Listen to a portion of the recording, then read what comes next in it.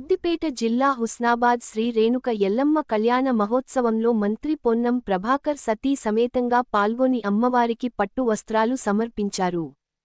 ప్రత్యేక పూజలు చేసి అమ్మవారి కాళ్లకు 6 కిలోల 2 వెండి తొడుగులు సమర్పించి మొక్కులు చెల్లించుకున్నారు. డోలు వాయిద్యకారులతో కలిసి నృత్యం చేసి అందరినీ ఉత్సాహపరచారు. హుస్నాబాద్ ఎల్లమ్మ ఉత్సవాలు, బోనాలు నేడు వైశాఖ పౌర్ణమి నుండి ప్రారంభమయ్యాయని ఈ సందర్భంగా మంత్రి తెలిపారు.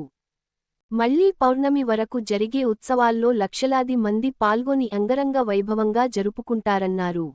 హుస్నాబాద్ నాయకులు, ప్రజలంతా వచ్చే భక్తులకు ఆతిథ్యం ఇచ్చి ఇందులో భాగస్వామ్యం అవుతారని పేర్కొన్నారు. ప్రభుత్వం పక్షాన అన్ని ఏర్పాట్లు పూర్తి చేశామని, హుస్నాబాద్ ప్రాంత ప్రజలకు కొంగు బంగారంగా ఎల్లమ్మ తల్లి ఆశీర్వాదం ఇస్తుందన్నారు.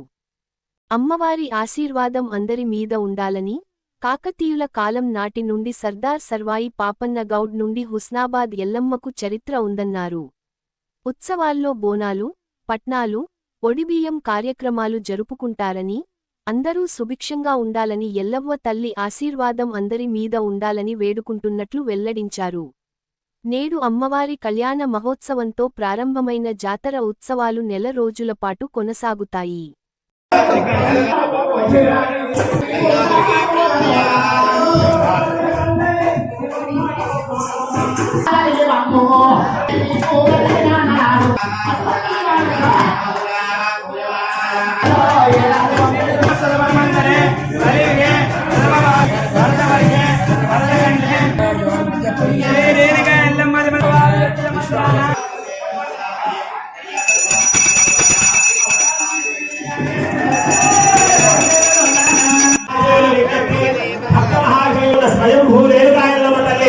దివ్య కళ్యాణ మహోత్సవము మొదటిసారి అత్యంత ఆ జగన్మాత నిర్ణయించింది. కావున రాష్ట్ర ప్రభుత్వం తరఫున సాక్షాత్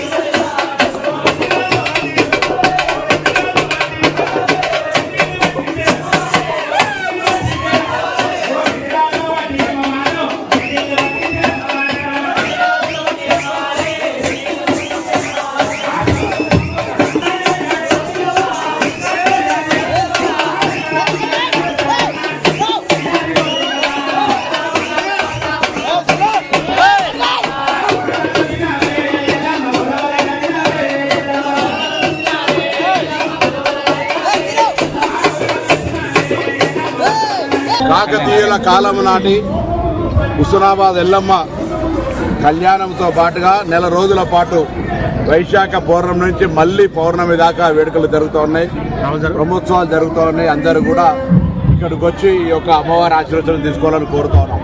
హుస్నాబాద్ నాయకులు, అధికారులు, ప్రజలంతా కూడా మీ అందరికీ ఆతిథ్యం ఇచ్చి ఇక్కడ వేడుకలు శుభప్రదం చేయడానికి వాళ్ళంతా కూడా ఇందులో భాగస్వాములవుతా ఉన్నారు. రేణుక ఎల్లమ్మ తల్లి ఆనాడు కాకతీయుల కాలంలో, దాని తర్వాత సర్దార్ సర్వాయి పాపన్నతోటి ఈ యొక్క ఇలవేల్పుగా కొంగు బంగారంగా ఈ ప్రాంత ప్రజలందరికీ ఎప్పుడు ఏ కోరిక భక్తులందరూ ఇతర జిల్లాల నుంచి పాటు ఇతర రాష్ట్రాల నుంచి కూడా వస్తారు. వారందరికీ హృదయపూర్వకంగా స్వాగతం ప్రభుత్వ పక్షాన తెలియజేస్తూ అమ్మవారి ఆశీర్వాదాలు అందరి మీద ఉండాలి.